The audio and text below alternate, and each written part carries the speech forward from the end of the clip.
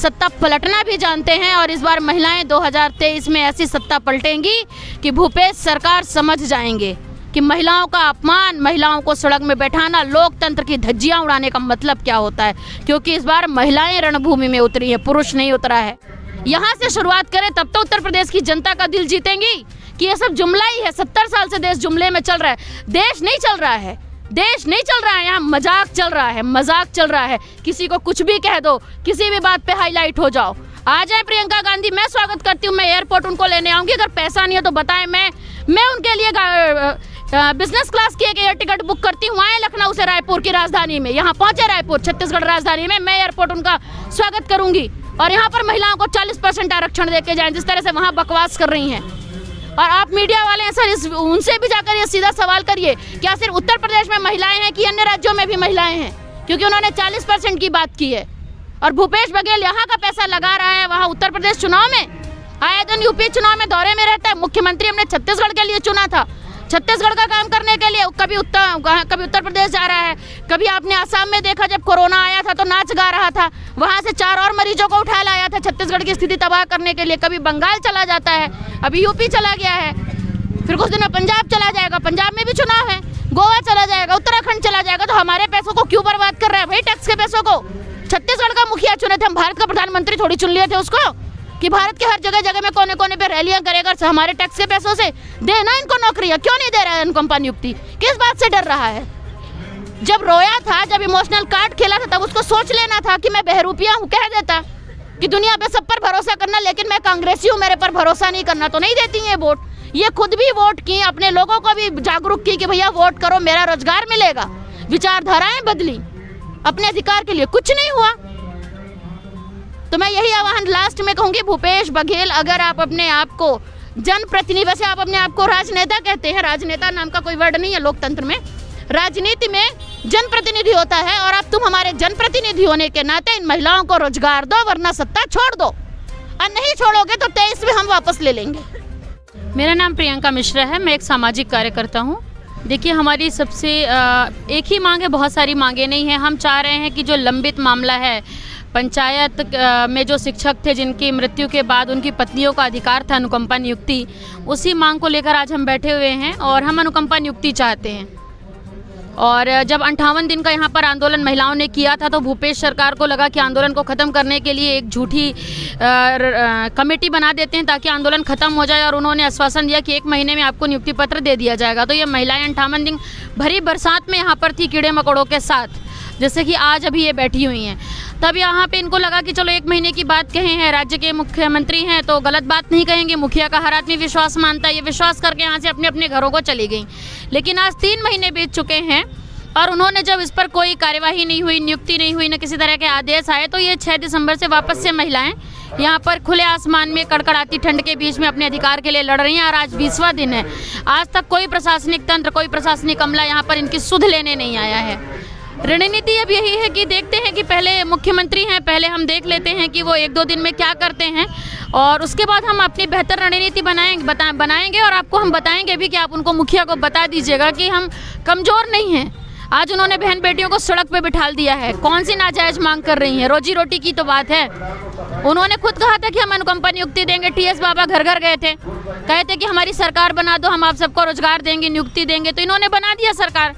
छत्तीसगढ़ की जनता और महिलाएं तो बहुत इमोशनल होती हैं ना, इमोशनली महिलाओं के सामने कुछ भी बोल दो, फिर उनसे किसी भी तरह की संवेदना उनकी ऐसी रहती, कुछ भी तैयार हो जाती, चलो हमारे लोग हैं। लेकिन उन्होंने बता दिया है।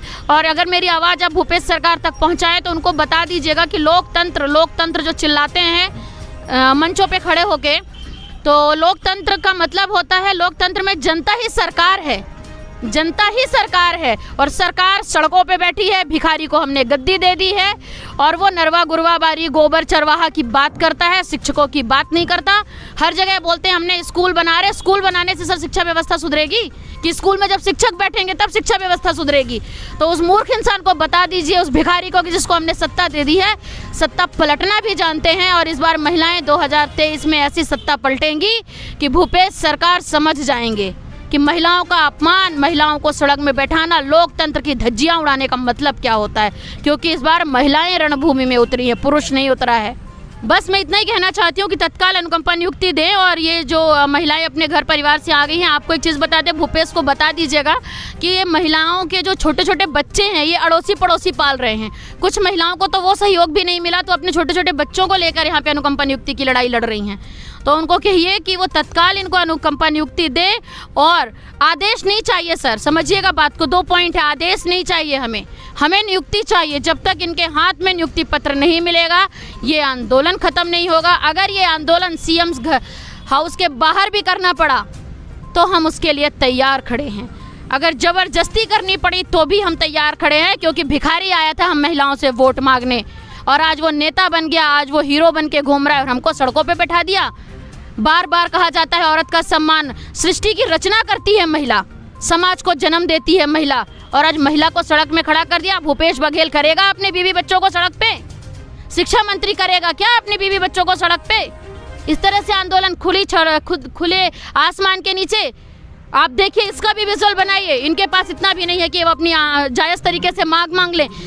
लोग चंदा करते हैं, इनके पास 100, 200, 500 इकट्ठा होता है, उससे ही अपनी रोजी रोटी करके उससे खा भी रही हैं और उससे आंदोलन भी कर रही हैं और सरकार के पास बार बार जाके निवेदन भी कर रही हैं। और सरकार इतनी निकम्मी है, उसको सुनाई नहीं देता, समझ में नहीं आता, महिलाएं सड़कों पर हैं। और अगर भूपेश बघेल कल यहाँ पर आए थे, क्या मोर माटी ऐप का इनकी लॉन्चिंग थी सुबह ये इस स्टेडियम में, कितने मिनट की दूरी में थे भूपेश बघेल? यहाँ आ जाते, बहनें ही तो बैठी थी।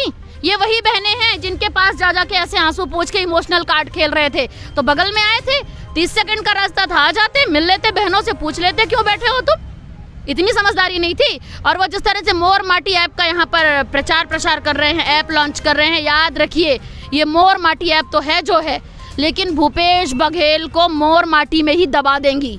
आने दीजिए 2023 आपको मालूम है कि जहाँ जहाँ महिलाओं का अपमान हुआ है वहाँ वहाँ सरकारें गिरी हैं। और प्रियंका गांधी अगर सुन रही हो, 40% की बात की है उत्तर प्रदेश में चुनाव जीतने के लिए, उन्होंने कहा है 40% महिलाओं को। छत्तीसगढ़ में जीती हुई सरकार है तो महिलाओं को 40% क्यों नहीं? यहाँ से शुरुआत करें, तब तो उत्तर प्रदेश की जनता का दिल जीतेंगी कि ये सब जुमला ही है। 70 साल से देश जुमले में चल रहा है, देश नहीं चल रहा है, देश नहीं चल रहा है, यहाँ मजाक चल रहा है, मजाक चल रहा है। किसी को कुछ भी कह दो, किसी भी बात पे हाईलाइट हो जाओ। आ जाए प्रियंका गांधी, मैं स्वागत करती हूँ, मैं एयरपोर्ट उनको लेने आऊँगी। अगर पैसा नहीं है तो बताएं, मैं उनके लिए बिजनेस क्लास की एक एयर टिकट बुक करती हूँ। आए लखनऊ से रायपुर की राजधानी में, यहाँ पहुँचे रायपुर छत्तीसगढ़ राजधानी में, मैं एयरपोर्ट उनका स्वागत करूँगी। और यहाँ पर महिलाओं को 40% आरक्षण दे के जाएँ, जिस तरह से वहाँ बकवास कर रही हैं। और आप मीडिया वाले हैं सर, उनसे भी जाकर ये सीधा सवाल करिए, क्या सिर्फ उत्तर प्रदेश में महिलाएं हैं कि अन्य राज्यों में भी महिलाएं हैं? क्योंकि उन्होंने 40% की बात की है। और भूपेश बघेल यहाँ का पैसा लगा रहा है वहाँ उत्तर प्रदेश चुनाव में, आए दिन यूपी चुनाव में दौरे में रहता है। मुख्यमंत्री हमने छत्तीसगढ़ के लिए चुना था, छत्तीसगढ़ का काम करने के लिए। कभी उत्तर प्रदेश जा रहा है, कभी आपने आसाम में देखा जब कोरोना आया था तो नाच गा रहा था, वहाँ से 4 और मरीजों को उठा लाया था छत्तीसगढ़ की स्थिति तबाह करने के लिए। कभी बंगाल चला जाता है, अभी यूपी चला गया है, फिर कुछ दिन में पंजाब चला जाएगा, पंजाब में भी चुनाव है, गोवा चला जाएगा, उत्तराखंड चला जाएगा। तो हमारे पैसों को क्यों बर्बाद कर रहा है भाई, टैक्स के पैसों को? छत्तीसगढ़ का मुखिया चुने थे हम, भारत का प्रधानमंत्री थोड़ी चुन लिए थे उसको कि भारत के हर जगह जगह में कोने कोने पे रैलियां करेगा हमारे टैक्स के पैसों से। देना इनको नौकरियां, क्यों नहीं दे रहा है अनुकंपा नियुक्ति? किस बात से डर रहा है? जब रोया था, जब इमोशनल कार्ड खेला था, तब उसको सोच लेना था कि मैं बहरूपिया हूँ, कह देता कि दुनिया पे सब पर भरोसा करना, लेकिन मैं कांग्रेसी हूँ, मेरे पर भरोसा नहीं करना। तो नहीं देती है वोट। ये खुद भी वोट की, अपने लोगों को भी जागरूक की कि भैया वोट करो, मेरा रोजगार मिलेगा। विचारधाराएं बदली, अपने अधिकार के लिए कुछ नहीं हुआ। तो मैं यही आह्वान लास्ट में कहूंगी, भूपेश बघेल अगर आप अपने आप को जनप्रतिनिधि, वैसे आप अपने आप को राजनेता कहते हैं, राजनेता नाम का कोई वर्ड नहीं है लोकतंत्र में, राजनीति में जनप्रतिनिधि होता है। और अब तुम हमारे जनप्रतिनिधि होने के नाते इन महिलाओं को रोजगार दो, वरना सत्ता छोड़ दो। और नहीं छोड़ोगे तो 23 में हम वापस ले लेंगे। ये नरवा गुरवा बारी किसान विसान नहीं चलेगा। किसान भी कोई सुखी नहीं है, बस मीडिया तक ही किसान सुखी है। मीडिया जितना चला देती है उतने में खुशी है। वो कहता है कि चरवाहा 25 से 35 हज़ार कमाता है, तो चरवाहे की ही नौकरी दे दो इनको सरकारी, कुछ तो कर दो। भूख से मर रही हैं, शर्म आती है। भारत किसी प्रधान देश है और इसी छत्तीसगढ़ में भूखमरी से लोग मर जाते हैं, शर्म आती है सरकारों को? भूखमरी से मरने के लिए ये तैयार खड़ी है, यहाँ इनका आगे पीछे कोई नहीं है। तो आप उनसे कहिए कि जागरूक हो जाए और तत्काल इनको नियुक्तियाँ दे, नहीं तो बढ़िया बिस्तर अभी से बांधना शुरू कर दे, क्योंकि 23 में 1 ही साल बचे हैं अब। ज़्यादा वक्त नहीं है उनके पास। बस मेरा यही कहना है।